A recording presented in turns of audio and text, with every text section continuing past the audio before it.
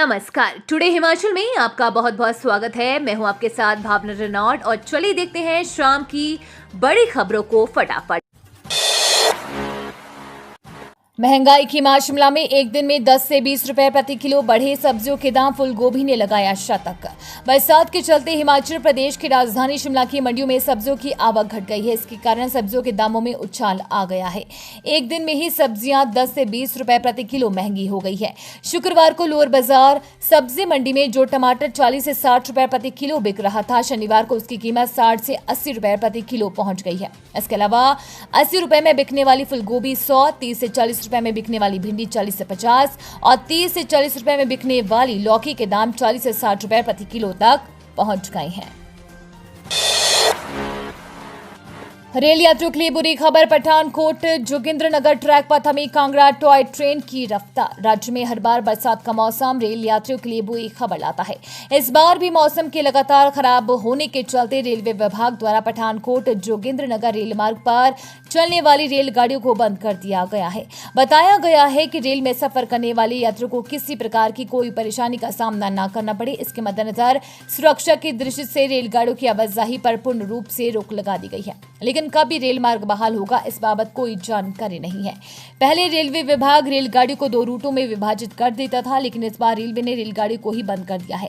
Railway विभाग कांगड़ा घाटी के एक अधिकारी ने बताया कि लगातार हो रही बारिश व कोपर लहर से नूरपुर रोड तक ट्रैक पर गिर रहे ल्हासों के चलते रेलगाड़ियों को बंद करने का फैसला लिया गया है। बता दें कि रेलगाड़ी में सफर करना आरामदायक तो है ही, साथ में किराए में भी भारी छूट होने के कारण अक्सर लोग रेल में सफर करना ज्यादा पसंद करते हैं। लेकिन अब रेलगाड़ियों के बंद होने के चलते लोगों को बसों व अन्य वाहनों में भारी भरकम किराया देकर सफर करने के लिए मजबूर होना पड़ेगा। अगस्त माह की इस तारीख से होगा मणिमहेश यात्रा का आगाज। ऑनलाइन पंजीकरण शुरू। मणिमहेश यात्रा के लिए ऑनलाइन पंजीकरण शुरू हो गए हैं। एसडीएम भरमौर कुलवीर सिंह राणा ने कहा कि इस बार श्री मणिमहेश यात्रा का आगाज 26 अगस्त से होगा, जो कि 11 सितंबर तक चलेगी। इसके लिए इस बार आधिकारिक यात्रा से पूर्व मणिमहेश डल झील की ओर रुख करने वाले सभी यात्रियों का पंजीकरण होगा। हालांकि आधिकारिक यात्रा से पहले ही हजारों की संख्या में शिव भक्त मणिमहेश डल झील पहुंचकर आस्था की डुबकी लगा रहे हैं। इस वर्ष भी यात्रियों का डल झील की ओर रुख करने का दौर काफी समय पहले से आरंभ हो चुका है और बर्फ के बीच डल झील वाले यात्रियों के वीडियो भी सोशल मीडिया पर देखने को मिल चुके हैं। लिहाजा इसके बाद प्रशासन की ओर से डल झील की ओर जाने वाले यात्रियों के लिए पर्वतारोहण संस्थान भरमौर में पंजीकरण अनिवार्य किया है। पंजीकृत यात्री ही मणिमहेश की ओर रुख करें, इसके लिए प्रशासन हड़सर में पुलिस बलों की तैनाती भी करने जा रहा है। भारी बारिश से 150 सड़कें और 334 बिजली ट्रांसफार्मर ठप। सिरमौर में चलती बस पर गिरी चट्टान। हिमाचल प्रदेश के कई भागों में भारी बारिश दर्ज की गई है। इससे जगह जगह भूस्खलन की घटनाएं सामने आई है। राज्य आपातकालीन परिचालन केंद्र की रिपोर्ट के अनुसार राज्य में शनिवार सुबह 10 बजे तक एक नेशनल हाईवे व 150 सड़कों पर आवाजाही ठप रही। सबसे ज्यादा सड़कें मंडी व सिरमौर जिले में ठप है। इसके अतिरिक्त राज्य में 334 बिजली ट्रांसफार्मर भी ठप पड़े हैं। वहीं 55 जल आपूर्ति योजनाएं भी प्रभावित हैं।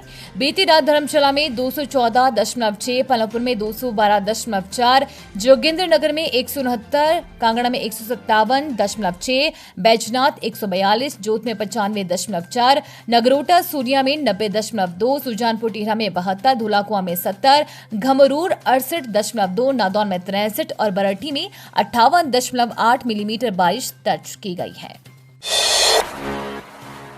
हिमाचल के 5 बैरियरों पर फास्टैग से वसूला जाएगा प्रवेश शुल्क। लंबी लाइनों से मिलेगा छुटकारा। हिमाचल प्रदेश के 5 टोल बैरियरों पर जल्द ही फास्टैग से प्रवेश शुल्क वसूला जाएगा। इस व्यवस्था के शुरू होने से बाहरी राज्यों के नंबर वाले वाहनों को नकद राशि देने के लिए लंबी लाइनों में लगने से छुटकारा मिल जाएगा। बिलासपुर, परवाणू, सिरमौर, नूरपुर और ऊना में स्थित टोल बैरियरों से इसकी शुरुआत की जा रही है।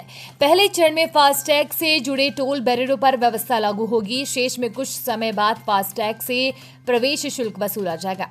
राज्य आबकारी विभाग के इस प्रस्ताव को लेकर इलेक्ट्रॉनिक्स कॉर्पोरेशन ने टेंडर जारी कर दिए हैं। 15 अगस्त तक नई व्यवस्था लागू करने का लक्ष्य रखा गया है। हिमाचल प्रदेश के अलावा अन्य राज्यों के पंजीकरण नंबर वाले वाहनों को सुव्यवस्थित भुगतान प्रक्रियाओं का लाभ देने के लिए इस व्यवस्था को शुरू किया जा रहा है। इससे नकद लेन देन के लिए कतार में लगने की आवश्यकता समाप्त हो जाएगी। ये कदम हिमाचल प्रदेश के परिवहन प्रबंधन में डिजिटल प्रगति को अपनाने की प्रतिबद्धता को रेखांकित करने के लिए उठाया जा रहा है। इसका उद्देश्य महत्वपूर्ण जंक्शनों पर यातायात प्रवाह को अनुकूलित करते हुए यात्रियों के लिए सुविधा बढ़ाना है। ऑनलाइन गेम के चक्कर में बैंक मैनेजर ने डुबो दी 68 लोगों की कमाई, कोर्ट ने रिमांड पर भेजा। राजधानी के एक निजी बैंक के रिलेशनशिप मैनेजर ने ऑनलाइन गेम के चक्कर में 68 खाता धारकों के 3 करोड़ 80 लाख रुपए डुबो दिए। मैनेजर ने खाता धारकों से म्यूचुअल फंड में निवेश करने के नाम पर पैसे लिए थे। इसका खुलासा तब हुआ जब खाता धारकों को 3 गुना रिटर्न नहीं आया। उन्होंने मैनेजर से बात की तो रिटर्न आने की बात करता रहा। ऐसे खाता धारकों को ठगी का एहसास हुआ और इसकी शिकायत बैंक के बड़े अधिकारी को दी। मामले की जांच की गई तो करोड़ों की ठगी का खुलासा हुआ। ये मामला निजी बैंक की कुसुम्पटी शाखा में साल 2022 का है। इसमें पहली एफआईआर 12 जनवरी 2023 में दर्ज की गई थी तथा गिरफ्तारी वीरवार शाम को हुई। मर्ज होंगे विद्यार्थियों की कम संख्या वाले स्कूल, परिणाम के आधार पर मिलेंगे शिक्षक पुरस्कार। हिमाचल प्रदेश में विद्यार्थियों की कम संख्या वाले स्कूल मर्ज किए जाएंगे। ऐसे स्कूलों को पहले चरण में मर्ज किया जाएगा जहां आसपास में भी स्कूल स्थित होंगे। इन स्कूलों के विद्यार्थियों और शिक्षकों को साथ लगते स्कूलों में शिफ्ट किया जाएगा। शिक्षा मंत्री रोहित ठाकुर की अध्यक्षता में शुक्रवार को राज्य सचिवालय में हुई विभागीय समीक्षा बैठक में यह फैसला लिया गया। शिक्षा मंत्री ने बताया कि शिक्षा की गुणवत्ता से किसी भी प्रकार का समझौता नहीं होगा। स्कूलों में पर्याप्त संख्या में शिक्षकों की नियुक्ति करने के लिए यह फैसला लेना जरूरी हो गया है। शिक्षा मंत्री की अध्यक्षता में हुई बैठक में फैसला लिया गया कि अब राज्य स्तरीय शिक्षक पुरस्कार के लिए शिक्षकों के चयन का मुख्य आधार परीक्षा परिणाम रहेगा। अन्य गतिविधियों को भी देखा जाएगा, लेकिन प्राथमिकता सर्वश्रेष्ठ परिणाम देने वाले शिक्षकों को ही दी जाएगी। बैच वाइज आधार पर चयनित करीब 2000 जेबीटी और टीजीटी को इसी माह नियुक्तियां देने के शिक्षा मंत्री ने बैठक में निर्देश दिए। शिक्षा मंत्री ने कहा कि 1 सप्ताह के भीतर ही नवनियुक्त शिक्षकों को स्टेशन अलॉट कर दिए जाएंगे।